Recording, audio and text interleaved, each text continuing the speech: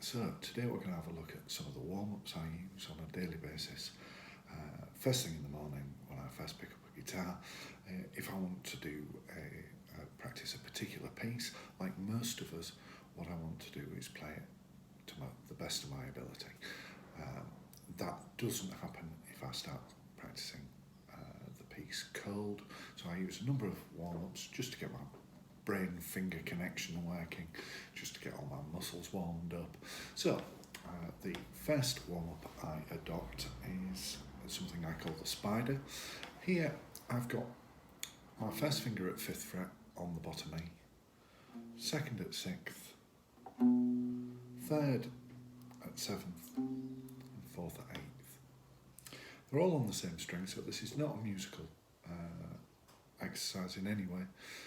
It's just to warm my fingers up. So now I'm going to pick up finger 1 and finger 3 and simultaneously put them onto the A string.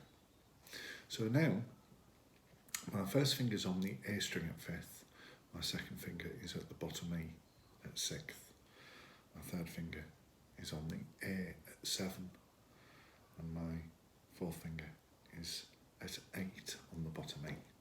Now I pick fingers 2 and 4 up, put them onto the D string. Then I carry on this procedure, so my first and third lift up, hop over the D, go to the G.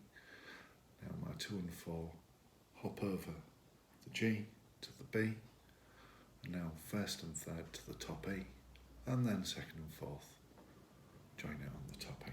That's a half round, so then I would reverse that and come down using 2 and 3, 1 and 3 and 2 and 4 as a unit all the way through. Now, having done that, I can then do another round starting with my second and fourth finger, and this should not be avoided because it is trickier to start with the second and fourth finger, so it's well worth practicing that one separately. Okay, that's warm-up number 1. Second warm-up is again getting me to move fingers simultaneously. So here I've lined my fingers up in a diagonal line with my first finger 5th fret on the bottom E, second finger 6th fret of the A string, third finger 7th fret of the D, fourth finger 8th fret of the G. Then I'm going to invert that position. So I'm going to draw another diagonal line, but this time it's going to start with my fourth finger at 8th fret on the bottom E, then third finger at 7th fret on the A, second finger is 6th fret on the D, first finger 5th fret of the G. So there's my move. I've gone from this diagonal line to this diagonal line. And then I can invert this position again but move up one string. So here my diagonal line starts on the A string at 5th fret and goes through to my fourth finger, 8th fret on the B. And then I can invert that. And then invert, move up one string. So now my first finger is at 5th fret of the D, my fourth finger is at 8th fret of the top E, and then I can invert that position. And then I can invert and move up one fret, and then come work my way down the strings in these pairs of, or sets of 4 strings. It's not the most musical exercise. The top 2 you'll hear is a little bit more musical. In fact, it's an introduction for one of the classic Miles Davis Quintet songs, the name of which escapes me, but it's played like this. So there I'm playing my first chord, first finger on the D through to fourth finger on the top E. It doesn't really matter which key you do this in. I happen to be in the key of C here at the 7th fret of my first finger. So there's my first chord, and then my second finger's coming to 8th fret on the top E, and then I'm inverting that position. So first finger at 7th fret on the top A to 4th finger at 8th fret on the D. So we have this little move which is really quite sweet. And then I can just arpeggiate my B and G strings and then repeat.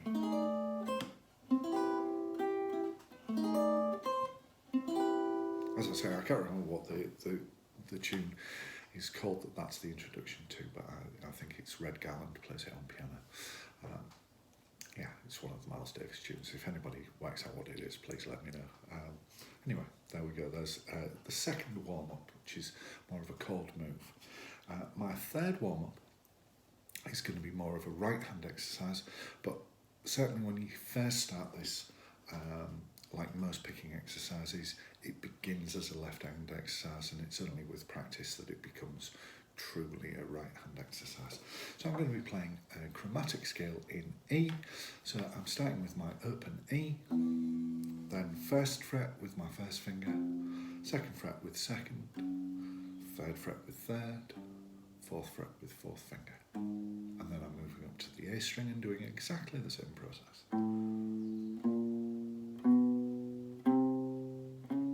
Now moving up to the D string, same process. Then my G string, I only go as far as my 3rd finger. Now that's purely because of the way the guitar is tuned. Obviously at this point, if we went to the 4th fret, it would just be the same as our open B. So we can play it as an open B, and then 1st fret, 2nd fret, 3rd fret, 4th fret, and then our open top E, and then come back down again.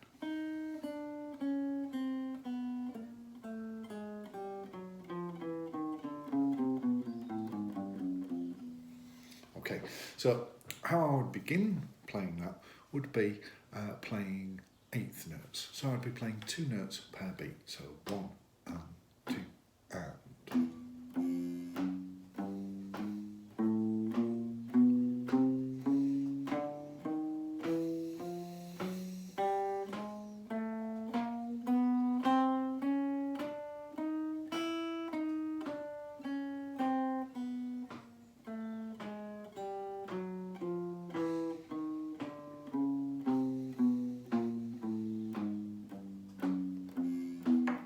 My aim there, even though I'm going quite slowly, is to make sure that my foot is tapping on beat, that I'm nicely relaxed, concentrating on my breathing, making sure that I'm hitting the strings slightly harder on beat so that I'm accenting certain notes. Then, having played 8th notes, I would move to triplets, so triple, and then play that same scale one more time.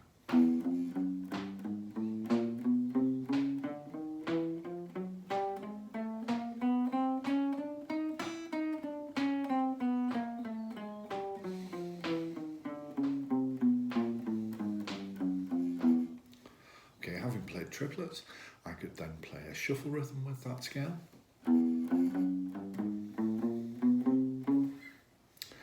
Then I could switch up to 16th notes, 1 E and a 2 E and a 3 E and a 4 E and a.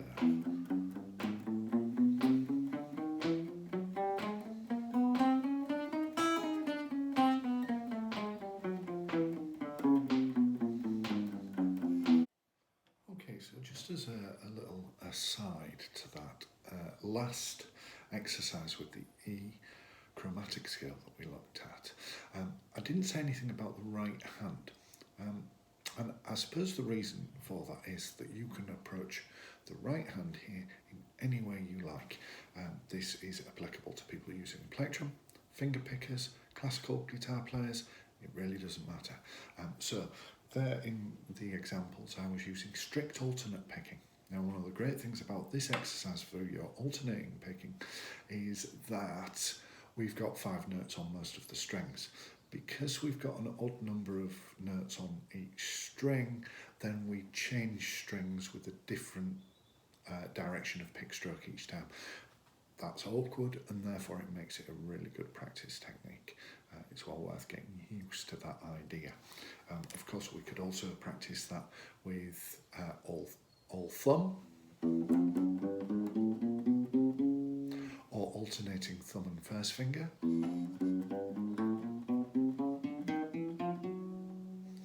We could practice that for classical players. You could use IM fingering, or bass players could use IM fingering. Classical players could also use P for the lowest 4 strings and then IM fingering for the top 3. Whatever you want to do, however you want to approach the right hand. But what I did mention was that this technique is really a right hand exercise. So at the beginning you're going to be getting used to the left hand, but once you've got used to the left hand, then direct your attention over to the right hand and really focus on what's going on with the right hand, because that's where the meat of this practice technique is. Anyway, happy practicing.